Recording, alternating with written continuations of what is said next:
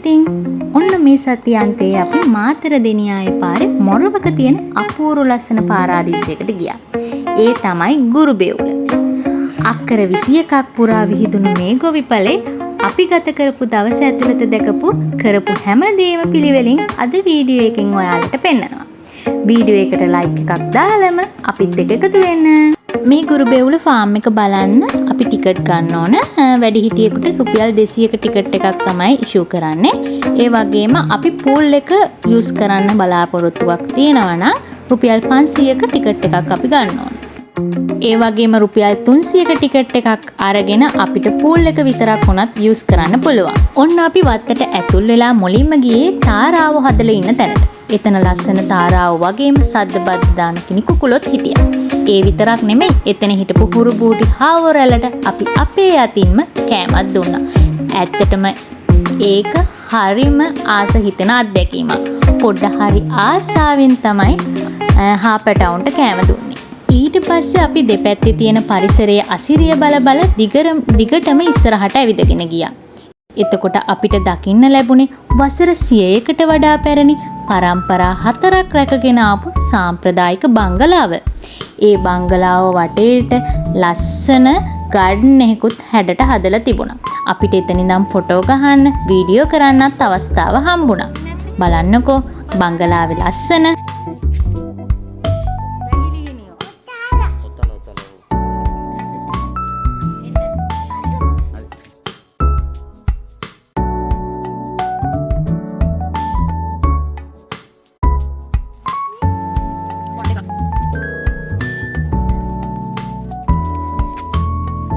එයාලගේ කිරි ආශ්‍රිත නිෂ්පාදන කරන ස්ථානය, එතකොට බිම්මල් වගාවන් කරන ස්ථාන, මීමැසි ජනපද ඒ වගේ දේවලුත් දැක ගන්න ලැබුණා.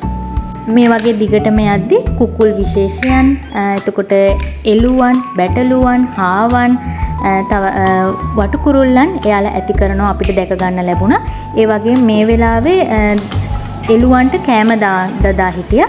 ඉතින් අපිට ඒ අවස්ථාවත් දැක බලා ගන්න අවස්ථාව හම්බුණා. අපේ පොඩ්ඩට නම් නැවුම් අත්දැකීමක් වුණා මේක.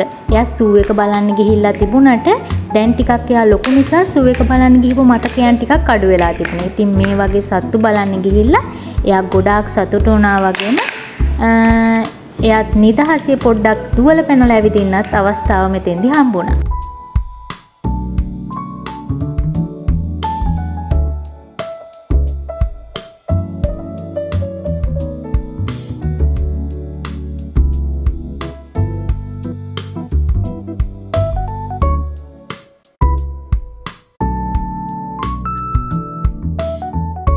මේ විදියට ඉස්සරහට මෙයද්දි අපිට හමු වුණේ පුංචි සිංහරාජය.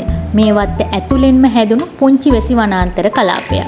ලොකු ගස්වැල් මැදින් හමන සිසිල් සුළඟ නිසා සැබෑ සිංහරාජයකම අත්දැකීමක් මෙතනදී ලැබෙනවා. අපිත් එක්ක ගිහිපු ගයිඩ් ගර්ල් අපිට කියපු විදියට මේ වත්ත අයිතිකාර මහත්තයා එයාගේ තරුණ කාලෙදි තමයි මේ විදියට සිංහරාජ ආකෘතියකට මේකේ ගස් කොළන් වගා කරන්න පටන්ගෙන තියෙන්නේ. ඉතින් දැන් යන සංචාරකයන්ට තමයි මේ සිංහරාජයේ අත්දැකීම ලබා ගන්න පුළුවන් වෙන්නේ. මොකද දැන්නේ ගස් කොළන් හොඳට වැවිලා සිංහරාජයක් වගේ වනාන්තරයක් නිර්මාණය වෙලා තියෙන්නේ.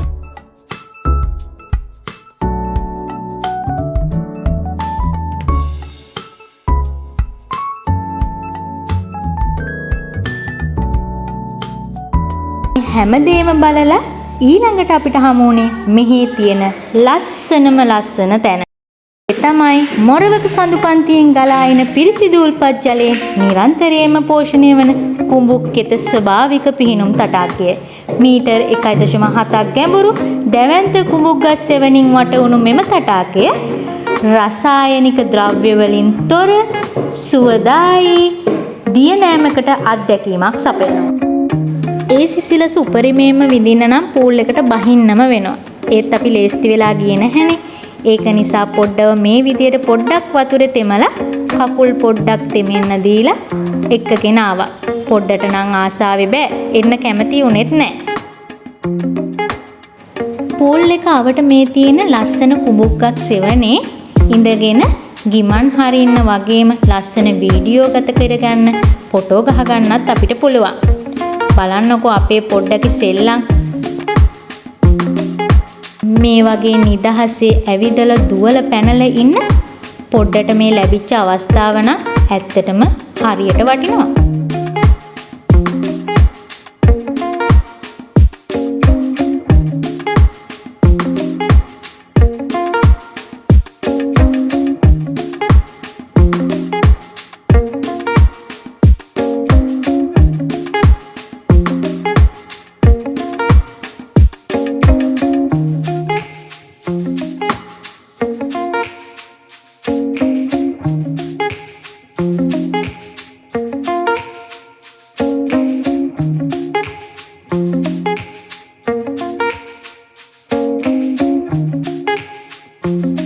මෙතන උඩට නැග්ගහම හරි ලස්සනට වටපිටාව පේනවා.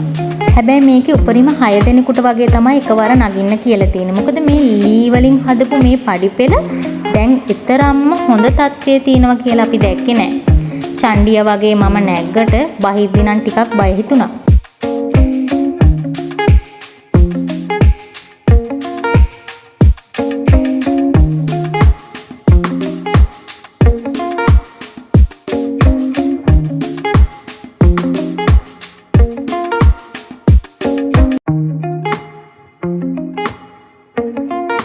මේ අපේ සංචාරයේ අවසානය. මෙතනින් පල්ලෙහාට ගිහාම පොඩි පාක් එකක් වගේ තියෙනවා. අපිට එතන ගිමන් හරින්න, නැවතිලා ෆොටෝ ගහන්න, වීඩියෝ කරගන්න, දේවල් කරගන්න අපිට අවස්ථාව හම්බෙනවා. ඉතින් ඔන්න ඔය විදිහට තමයි එදා දවස ගත වුනේ. මේ ඊට පස්සේ පොඩ්ඩක් ඇඳුනුත් මාරු කරගෙන අපි ගුරුපෙවුලේ තියෙන රෙස්ටුරන්ට් එකටම ආවා දවල්ට කෑම කන්න. දවල්ට කෑම කාලා අපි ආපහු ගෙදර එන්න පිටත් වුණා.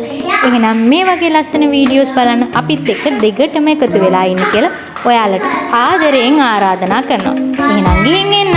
බයි.